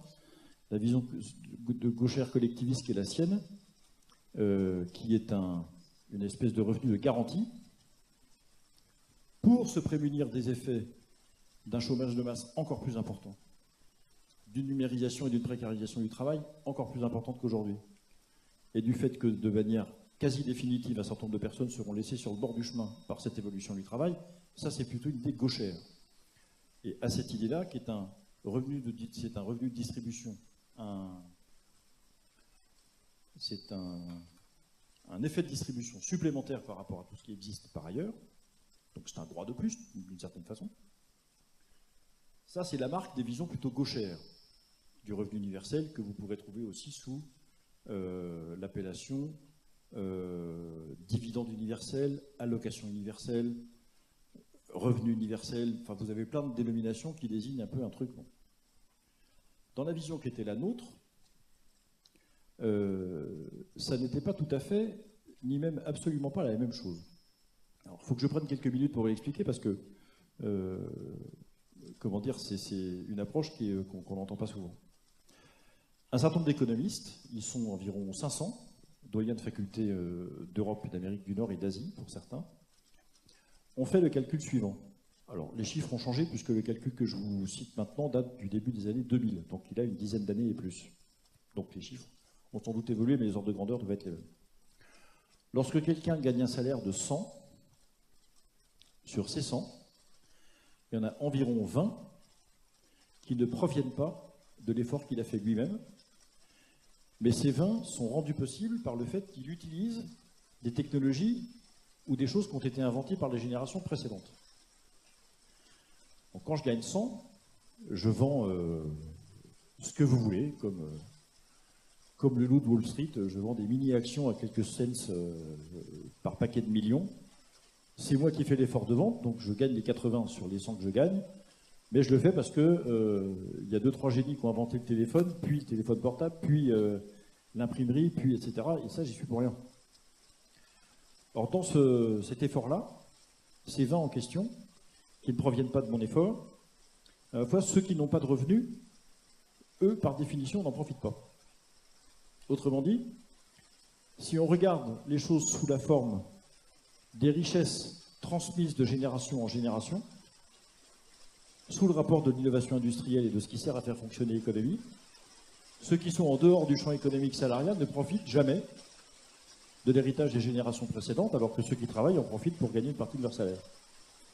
Il y a donc, si on regarde les choses comme ça, une forme d'injustice. C'est-à-dire qu'il y a ceux qui profitent, il y a ceux qui touchent le dividende de l'héritage des générations antérieures, et il y a ceux qui ne touchent pas ce dividende. C'est la raison pour laquelle, par souci de justice, il faut universaliser le versement de ce dividende et faire en sorte que ces 20 en question soient touchés. Alors après, il faut équilibrer les montants, les durées, etc. Tout ça, c'est d'accord, mais dans le principe, par souci de justice et d'équité, encore une fois, il faut faire en sorte que cette partie du revenu soit versée à toutes les personnes, parce que nous sommes tous, indistinctement, quel que soit notre âge, notre condition sociale, notre métier, notre niveau de revenu, notre état de vie, notre nationalité, etc. Nous sommes tous héritiers de cette, de cette richesse qui a été créée par les générations antérieures. Il est donc légitime que tout le monde en perçoive des dividendes. Premier élément. Deuxième élément, donc c'est un souci de justice et du fait que tout le monde participe à cette transmission générationnelle des richesses. Premier élément. Donc c'est un nouveau système de répartition de richesse dans le temps et donc dans l'espace aussi, puisque l'universalité du système est affichée. Deuxièmement,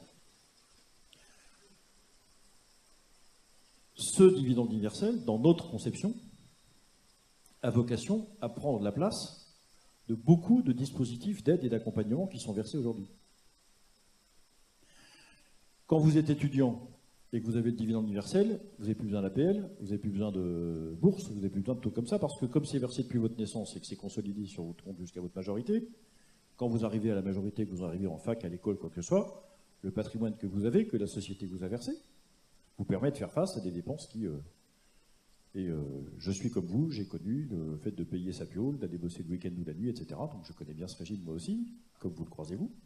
On a besoin de moyens quand on est étudiant, ça va sans dire. Puis il y a des loisirs aussi qu'il faut pouvoir... donc de ce fait, ces dépenses sont anticipées d'une certaine manière par la solidarité nationale sous la forme de cet héritage partagé, ce qui permet probablement que le système qui soutient aujourd'hui les personnes qui sont en très grande difficulté, je parle de celles qui sont en situation de handicap, celles qui sont en situation d'isolement, etc., en recevant ce capital tous les mois, ça permet de remplacer au moins pour partie, c'est une question du handicap particulière, parce que là on a affaire à des personnes qui sont, dans beaucoup de cas, incapables de faire face elles-mêmes à la satisfaction de leurs propres besoins, en tout cas de trouver de l'activité pour le faire.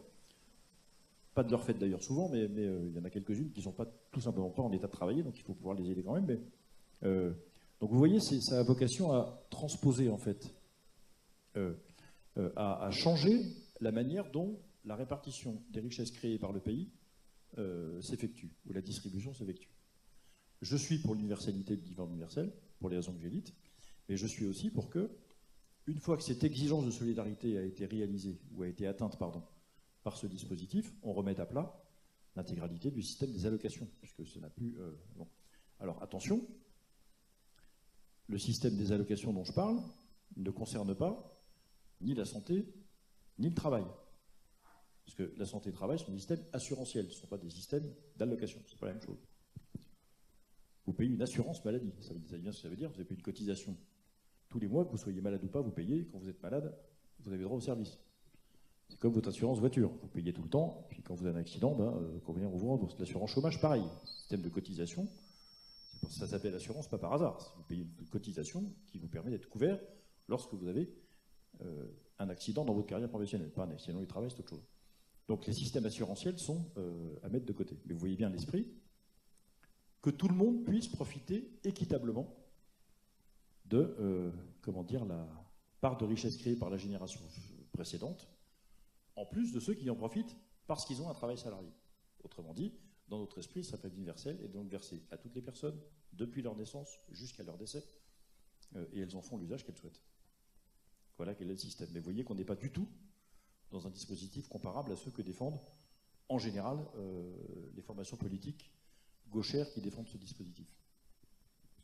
Donc non, ça n'est absolument pas contradictoire avec la valeur travail. Au contraire, je suppose que cette conclusion va de soi après le développement que je viens de faire.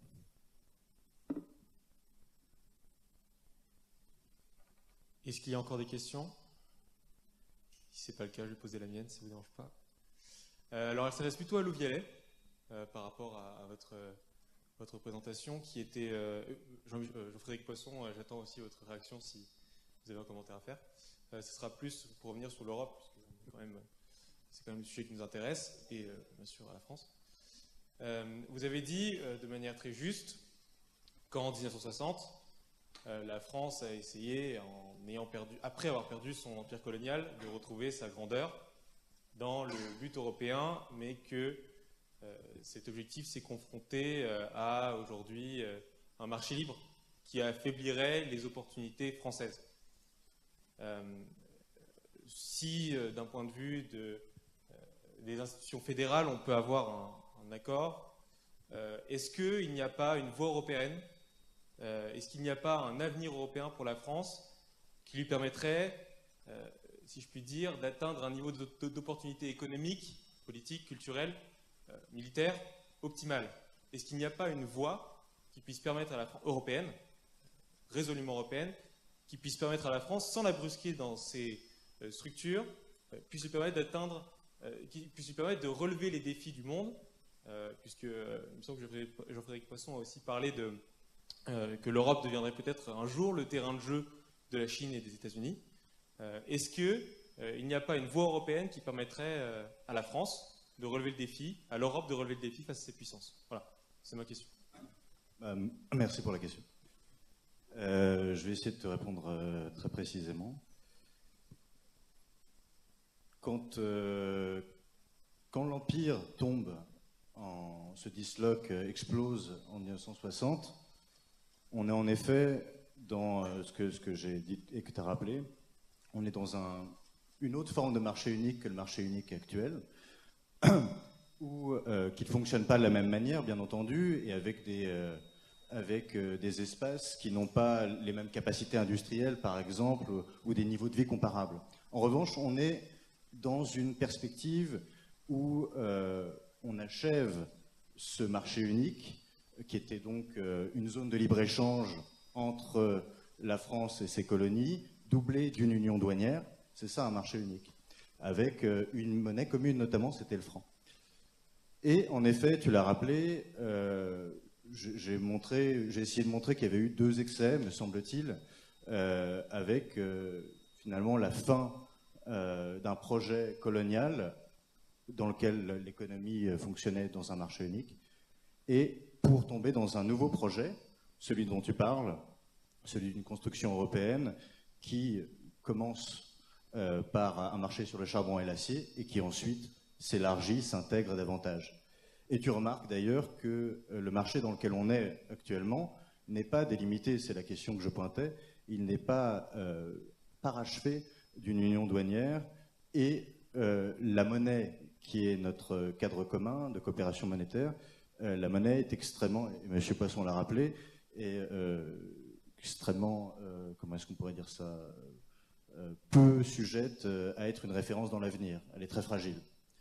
Donc, la question que tu poses, c'est est-ce que dans ces conditions, il peut y avoir une voie européenne, finalement, dans laquelle on n'a pas essayé déjà? D'abord, il semble qu'on est en plein dans quelque chose qui ne fonctionne pas, au milieu d'un gué, avec ce que j'ai décrit comme étant économiquement quelque chose d'inachevé techniquement et politiquement impossible à réaliser. Personnellement, ce n'est pas mon souhait d'avoir une Europe fédérale, donc je peux dire que j'en suis plutôt satisfait. En revanche, on peut le remarquer, non seulement la confiance politique, mais les conditions techniques ne permettent pas à ce marché de fonctionner de manière optimale. Alors, aussi une séparation entre les deux. Si j'ai dit qu'il y avait un balancement entre une vocation européenne de la France et une vocation plus mondiale, je sens aussi ta question, au-delà du fonctionnement, au-delà des institutions politiques, il faut savoir faire des différences. En effet, on n'appartient pas, par exemple, à la francophonie, dans laquelle on peut comprendre l'Afrique, le Québec, par exemple, d'autres pays encore. On n'appartient pas à la francophonie comme on appartient à l'Europe, c'est évident. On n'est pas distinctement francophone et européen, c'est absurde. On est évidemment dans une situation où on a une communauté de civilisation, ça me semble assez indéniable, avec ceux qui ont vu naître Goethe, Kant, Picasso, et c'est une communauté de civilisation qui s'exprime à travers des États-nations. Le projet dans lequel on est actuellement vient détruire, tu le remarques, ces États et ces nations.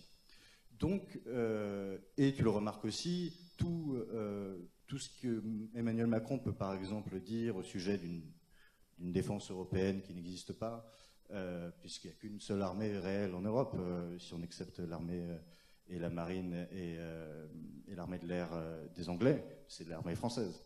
Donc d'une certaine manière, l'Europe semble être une réponse, et mon propos a été de dire que la réponse européenne au problème de la France a été excessive d'un point de vue où le fédéralisme ne nous convient pas, où la forme de notre économie nous échappe. Et donc peut-être que l'équilibre qu'il y a à tenir, c'est celui à l'intérieur de l'Europe d'être capable d'avoir une autonomie politique, des marges de manœuvre, et de l'autre côté, sans nécessairement chercher un fédéralisme, à se fondre ou à s'intégrer dans une Afrique qui ne nous ressemblent pas, réussir au contraire en fait à faire la séparation entre ce qui relève de l'identité et de perspectives économiques qui sont séparées en fait d'enjeux identitaires. En effet, quand on va investir en Afrique, ça va nous protéger dans un second temps, mais on ne va pas forger comme ça une communauté des destins, de la même manière qu'on a cette communauté en Europe. Je ne sais pas si j'étais très clair, mais en tout cas, selon moi, cet équilibre doit se trouver avec un environnement institutionnel où on est autonome, où on est indépendant, et en gros, où j'essaie de critiquer les excès de cette intégration européenne.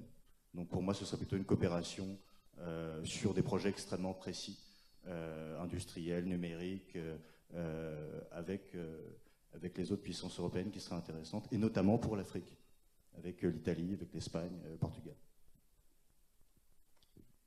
J'ai pas grand-chose à ajouter à la réponse. Je suis d'accord avec cette ligne-là. Je pense que,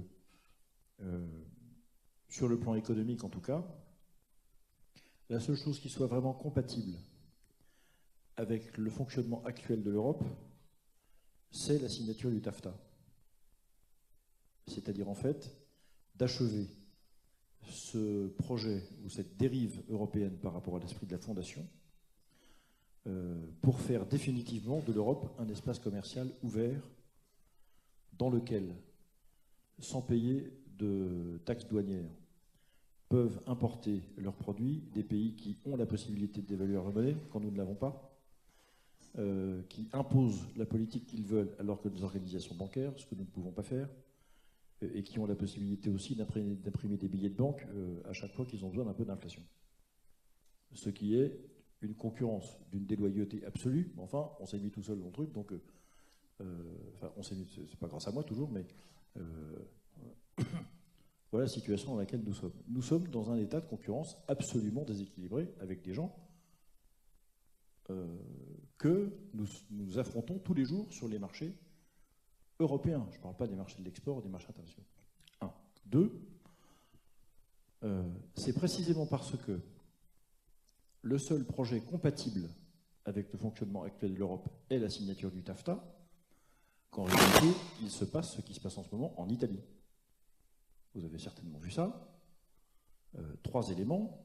Premier élément, le jour où les eurosceptiques, j'ai pas ce mot-là, mais j'en ai pas d'autre sous la main, donc je dis ça. Les eurosceptiques italiens, alors plus bariolés que ça en termes d'alliance, c'est difficile de trouver quand même. Entre les 5 étoiles et la Ligue, c'est pas la carpe et le lapin, mais enfin, c'est pas loin. Le soir même, la dette italienne est attaquée sur les marchés internationaux. Quelques jours plus tard, le président italien refuse la nomination, le gouvernement de M. Conte, parce qu'il a le malheur de lui présenter un ministre des Finances qui est eurosceptique. Et il nomme comme Premier ministre un type qui vient du FMI. Enfin, il ne faut quand même pas avoir lu le résultat des élections pour nommer comme Premier ministre un type qui vient du FMI quand on est... Voilà. Et alors il y a un chancelier, comment ça s'appelle, un commissaire européen allemand, déclare aujourd'hui, j'ai publié un tweet rageur sur le sujet, les marchés apprendront aux Italiens comment il faut voter. Fin de citation.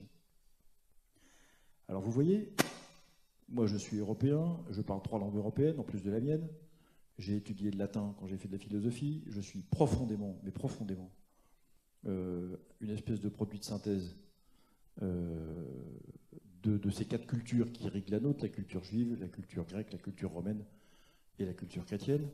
Je suis méditerranéen dans l'âme, en même temps je suis franc-comtois, donc c'est cette espèce de mélange entre l'Espagne et l'Allemagne, il n'y a que ça que ça se produit, c'est là que ça se passe. Bon, donc j'ai pas trop, mais ça, cette façon de fonctionner là, c'est pas possible. C'est la dictature du marché, plus le coup d'état politique, ça fait beaucoup quand même en quelques heures. Et c'est comme ça, pourquoi? Parce que l'Europe, telle que l'Europe ne peut, après la pluie, le beau temps, mais voilà, ça va être l'orage. Ah, très bien, d'accord. Donc, donc on continue. Alors. Je ne sais pas si ça venait en termes de cinéma, enfin, on verra. Peu importe. C'est la seule chose que les institutions européennes peuvent faire. Alors que nous avons en Europe un certain nombre d'urgences à traiter. La première est civilisationnelle. Et ce qui me fait dire ça, ce n'est pas simplement une vue de l'esprit, c'est le fait que, à chaque fois que je vais à l'étranger, je vous le disais tout à l'heure un peu en ce qui concerne l'Amérique latine, mais je suis allé beaucoup au Proche-Orient, beaucoup en Afrique du Nord, beaucoup en Europe de l'Est aussi, bien sûr, enfin dans des contrées à la fois différentes et semblables aux nôtres. On n'aime pas cette idée d'un monde qui serait dominé par un affrontement uniquement commercial, une forme de paix armée commerciale entre la Chine et les États-Unis. Personne n'aime cette idée. Qui peut résister à ça? L'Europe, à condition qu'elle assume comme sa première mission de porter un message de nature civilisationnelle sur une donnée simple, le respect de la dignité de la personne humaine comme valeur qui surpasse toutes les autres données, qui interdit la domination de l'argent, qui interdit la marchandisation de toute chose, qui interdit qu'on considère les salariés comme des variables d'ajustement où que ce soit, et ainsi de suite. Ça se décline, bien sûr, politiquement. Ça, c'est la première mission. La deuxième mission. J'ai été président d'intercommunalité pendant 8 ans. Un exercice difficile dans la mesure où il s'agissait de demander à des communes de transférer à un ensemble mutualisé un certain nombre de pouvoirs qu'elles exerçaient jusqu'ici, et donc de les faire exercer par délégation à quelqu'un d'autre. Le schéma européen est constitué exactement de cette façon. À ceci près qu'il y a 2 façons de le faire fonctionner. La première manière, c'est une manière qui respecte une vieille notion de la philosophie politique qui s'appelle la subsidiarité, qui consiste à dire l'échelon du dessus ne fait que ce qui n'est pas bien fait à l'échelon du dessous. Exemple, dans une politique intercommunale, ne m'expliquez pas que quand vous avez des réseaux de bus qui traversent la ville dans 6 sens différents, qui vont à 25 km dehors de chaque côté, vous faites mieux tout seul qu'à plusieurs, c'est pas vrai. En revanche, probablement que le président de l'intercommunalité est beaucoup moins bien placé que le maire pour parler aux parents d'élèves des écoles primaires, des investissements dans l'école, de repeindre les portes des salles de classe et d'acheter du matériel. Donc il ne s'agit pas de tout transférer, il s'agit de faire transférer ce qui se fait mieux à l'étage supérieur. Et de le faire de plein gré, et quand c'est transféré, de le faire dans un esprit de service à l'égard de ceux qui vous ont conféré cette responsabilité. C'est difficile parce que toute forme d'exercice de pouvoir et de responsabilité d'abord est difficile en elle-même, et puis deuxièmement, ça crée toujours des distorsions, enfin l'exercice est compliqué. L'Europe ne fonctionne pas sur cette dynamique. Nous n'avons pas besoin d'une Cour européenne des droits de l'homme pour nous expliquer quel droit pénal on applique et quelle constitution on respecte. Nous n'avons pas besoin de services de santé européenne qui nous expliquent qu'il y a beaucoup trop de champignons dans 1 mm3 de Roquefort et donc qu'on n'a pas le droit d'en vendre. Pas besoin d'une réglementation des gens qui nous expliquent que pour qu'un charcutier vende du jambon sur un marché le matin, il faut une vitrine réfrigérée avec tant de watts, tant de degrés, tant de machins, etc. Ça fait des siècles qu'on fait tout ça en France. Personne ne sait le faire mieux que nous, d'abord. Donc on ne va pas en plus. Bon. En revanche, moi j'ai besoin de l'Europe pour contrôler efficacement les frontières extérieures du continent. J'ai besoin de l'Europe pour instaurer une TVA sociale européenne, si on veut protéger un espace qui ne soit pas qu'un espace commercial, mais qui soit aussi un espace de civilisation. Et j'ai besoin de l'Europe pour investir dans un géant du numérique qui pourrait contrer, à la fois, bien sûr, les GAFAM et puis les Saxes, là, les Chinois qui se mettent sur le... On a besoin de l'Europe pour ça. On a besoin de l'Europe pour investir dans les très grands programmes de biotechnologie, de biomédecine, parce que les courbes d'investissement sont d'une telle hauteur asymptotique, vous connaissez le système des courbes d'expérience, hein, vous avez appris ça, je suppose. L'investissement de départ est tellement élevé et la rentabilité tellement lointaine que si l'investissement public ne s'en occupe pas, personne ne le fera. C'est comme l'électrification de la France. Pourquoi est-ce que l'EDF est une compagnie nationale? Mais parce qu'aucun opérateur privé n'avait le moyen d'électrifier tout le territoire national après la guerre.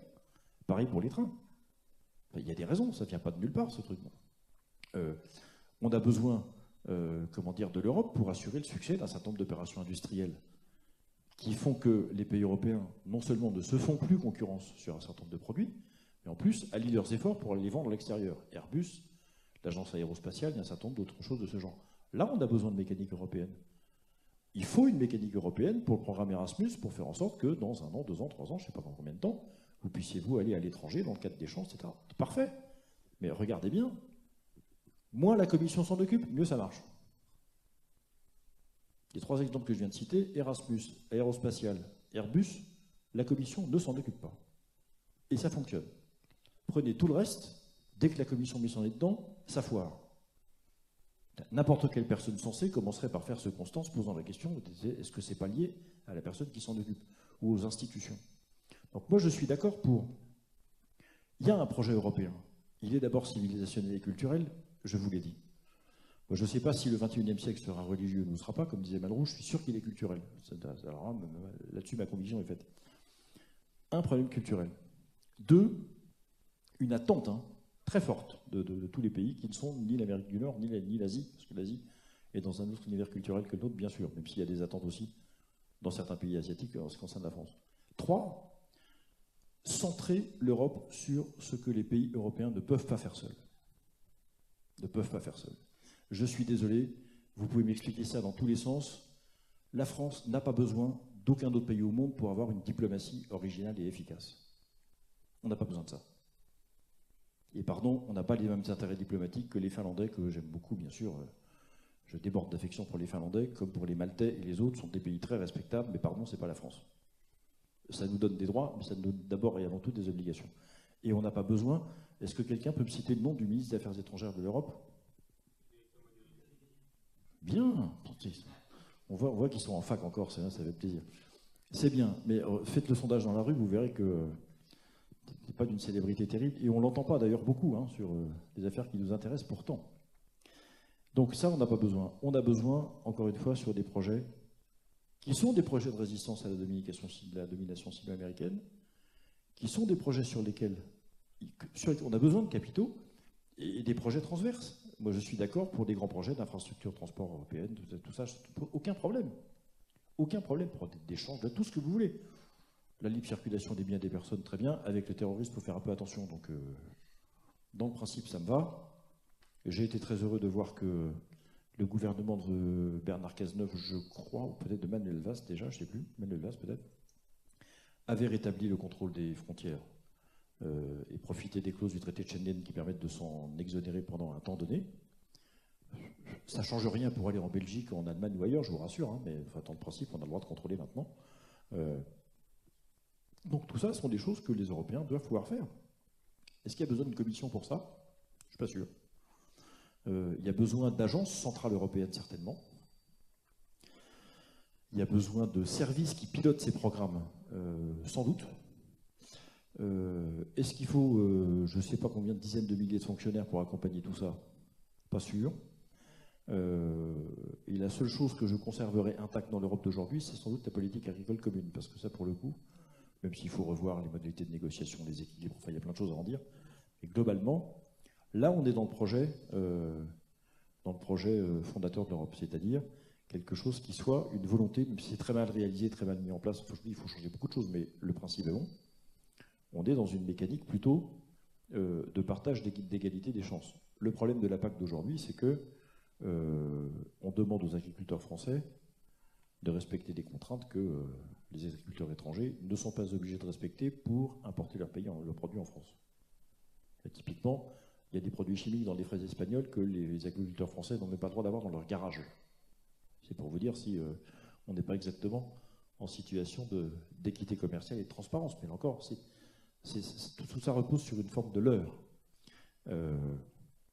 Voilà, donc oui au projet européen, bien sûr, il y en a plein, mais concret, opérationnel. Pas ce seul projet européen d'aujourd'hui consiste à faire plier de force les peuples pour qu'ils acceptent de devenir un marché ouvert à tous les vents et dans lesquels on leur priera d'être de bons consommateurs des produits américains et chinois qui seront importés à vil prix.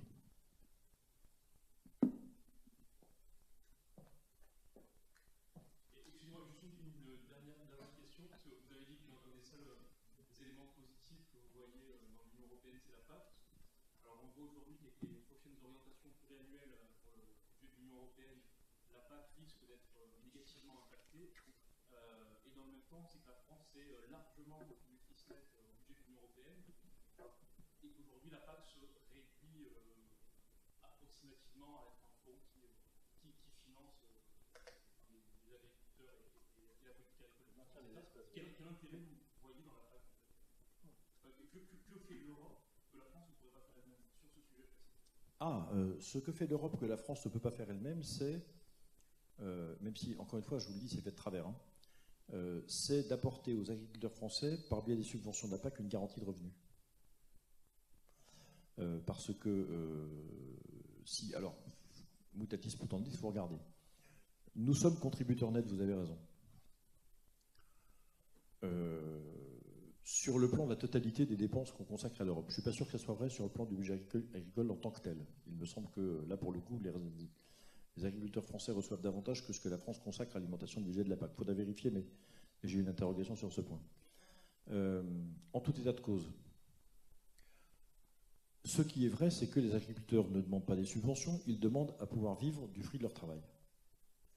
Et ils se font forts d'être capables de résister aux fluctuations du marché sur les produits sur lesquels il y a des cotations mondiales et donc des fluctuations, principalement les céréales, en tout cas en ce qui concerne la France. Pour le reste, ils sont à peu près certains qu'en se mutualisant intelligemment, ce qu'ils n'ont jamais complètement réussi à faire pour l'instant, il y a un problème d'organisation de filière aussi en France, en s'organisant intelligemment, ils devraient pouvoir trouver des débouchés commerciaux suffisants pour assurer la rentabilité de leurs exploitations. Je parle au conditionnel parce que c'est évidemment affreusement difficile. Bon.